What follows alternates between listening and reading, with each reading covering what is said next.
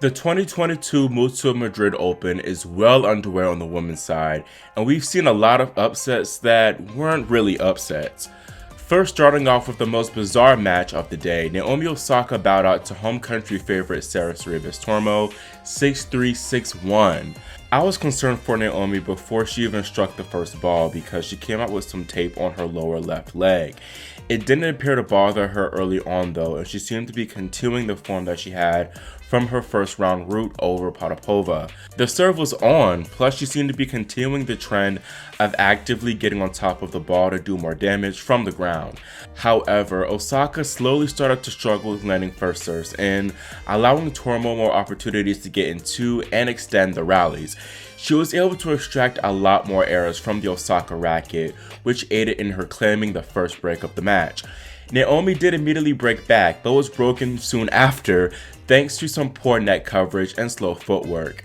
I think those earlier net misses really hurt Osaka in the long run because she started being a lot more hesitant whenever she did have opportunities to come in and take the ball out of the air. This was a very frustrating match to watch because there were so many points and ultimately games Naomi let slip through her fingers.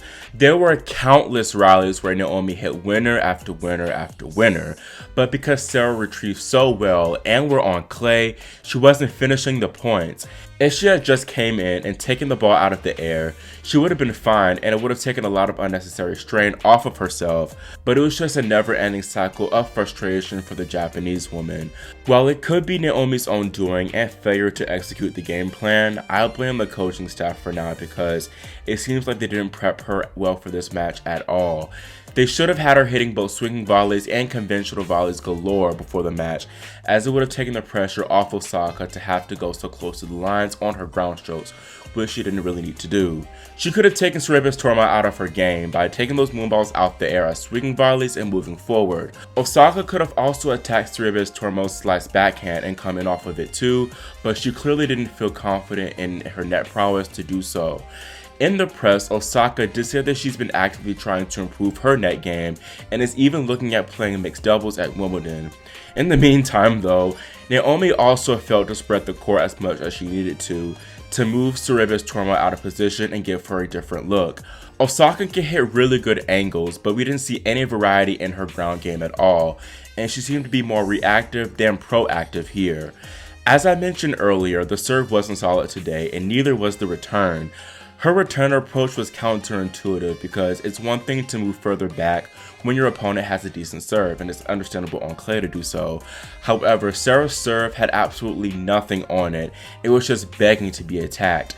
A lot of times, Naomi was just trying to get the ball back in play, doing it poorly, missing far too many returns. Osaka needed to actively apply pressure on Sara's first and second serves, maybe even attempt some return and volleys. On a similar note, I felt that Naomi didn't work the court like she should have whenever she did try to moonball and hit heavy ground strokes. She hit way too close to the lines on those shots, which was completely unnecessary seeing as Sara wasn't going to hit any winners off of them. Now I do have to give Sara some credit because she executed her game plan to a T.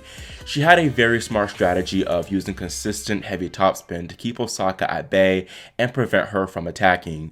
She did well to keep Naomi pinned more in the backhand corner, not allowing her to dictate with the forehand. The Spaniard got a heavy amount of spin on her shots, which made it very hard for Osaka to run around and crack the forehand. Sorribes Tormo also utilized the slice very well to both keep Naomi from attacking and drawing ample errors.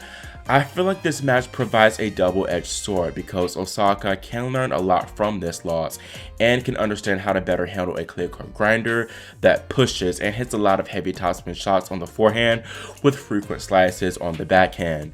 However, it can also expose a lot of her weaknesses to future opponents, especially on clay. I do think it's important to note though that Naomi did seem to be impacted by her leg injury, which she later said was a sprained Achilles. She also told the press that the injury started after her opening round match and that she was unable to go up and after her serve and do a full practice. Osaka said that when she woke up, the pain level was about a 4 out of 10, but progressively got worse after she warmed up for this match. The Japanese woman doesn't believe the injury will significantly impact the rest of her clay season, as she had a very similar issue 2 years ago. She'll get an ultrasound and then go from there. I do want to commend Naomi for finishing out the match and not retiring, because a lot of women on the tour would have called it quits at 6-3-3 love down. I hope though that her continued play didn't make matters worse, and that should be 100% for Roland Garros. Sorribes Tormo meanwhile would now face Daria Kasatkina, who took out fourth seed Maria Sakkari 3-6, 6-3, 6-1. This was not a surprise at all, as the Greek woman has been struggling tremendously since the Indian Wells semi-finals, losing her last 4 of 5 matches. Hopefully she gets it together before Roland Garros, because she is way too skilled to be having these types of poor performances. Another upset that wasn't really an upset was Bianca Andreescu crushing Danielle Collins 6-1, 6-1 to set up a third round affair with Jessica Pegula. Andreescu played exceptional tennis and definitely showed that she's getting back to her slam winning form. Collins' performance was very underwhelming though, and it did appear that she was still dealing with a neck injury that plagued her during the Sunshine Double. However, I don't want to take the shine away from Bianca, who could very well go all the way if she keeps this form up. Meanwhile, Emma Raducanu has pulled off yet another solid performance, demolishing Marta Kostyuk 6-1, 6-2. This is particularly impressive because Raducanu lost to Kostyuk by the exact same scoreline a few months ago, so she's clearly starting to put all the pieces back together, coachless and all. Up next for her is another Ukrainian, Analia Kalinina, who stunned home crowd favorite Garbiñe Muguruza 6-3, 6-love. The fact that Muguruza lost isn't really a shock at all, because she notoriously underperforms in her home tourney each year in Madrid. Also, Kalinina has low-key been a force to be reckoned with this year and has quietly risen in the rankings the past 12 months. She made the Miami Open 4th round in the Charleston quarters, beating Rybakina and Ruud. Kalinina first came on my radar when she took out Kerber in the French Open first round last year, and it seems like she really excels on the red stuff. She beat Sloane Stephens in the opening round here and absolutely clobbered Muguruza, so let's see if she can scalp another slam champ in round 3. Lastly, up at the very top, Jill Teichmann ousted Leylah Fernandez in straight sets and now meets Elena Rybakina. Looking at the bottom half of the draw, we have a lot more big names remaining and some pretty juicy matchups. The lone seeded affair between Maria Boskova and Ekaterina Alexandrova should be a really entertaining one. The same can be said for Victoria Azarenka against Amanda Anisimova, who will play for the very first time. Onstrouber, who's the only top 10 player remaining in the draw, will take on Belinda Bencic for a rematch of their very eventful Charleston final. Then lastly, Coco Gauff will look to stop a red-hot Simona Halep, who is coming off a 3-1 rout over Paula Badosa. Coco hasn't yet won a set off of Halep, but we'll see if she can end that trend plus more soon. Moving on the men's side, we crowned 2 new ATP Tour champions today.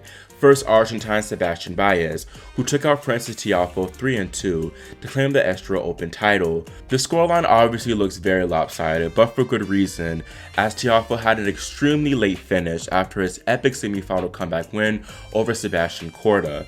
Francis recovered from a 6-4, 5-2 deficit and saved 3 match points to seal the 3-hour epic. Even though only one man could claim the winner's trophy, both will leave Portugal with new career high rankings, Baez coming in at number 40 and Francis number 25. Meanwhile, in Munich, Holger Rune caps off an unforgettable birthday week, winning the BMW Open for his first tour title. Rune's opponent, Botic van de Zandschulp, retired 4-3 up due to some chest pains.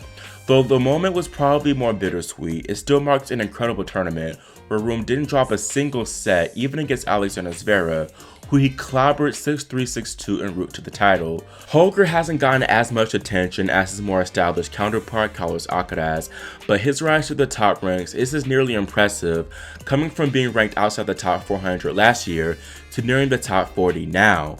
Congratulations Holger, and get well soon Botic. Closing out this video on some good news. First, 2020 Aussie Open champ Sofia Kenin gives her fans a much needed update, sharing a photo of her in crutches a month ago, besides another photo of her today, seemingly on the road to recovery. I know it's weird to say because she's announcing an injury she sustained, but this was very reassuring, because Kenin has not played a single match since Indian Wells and recently pulled out of Roland Garros. I thought she was going to pull a Barty and announce her retirement soon, in all honesty.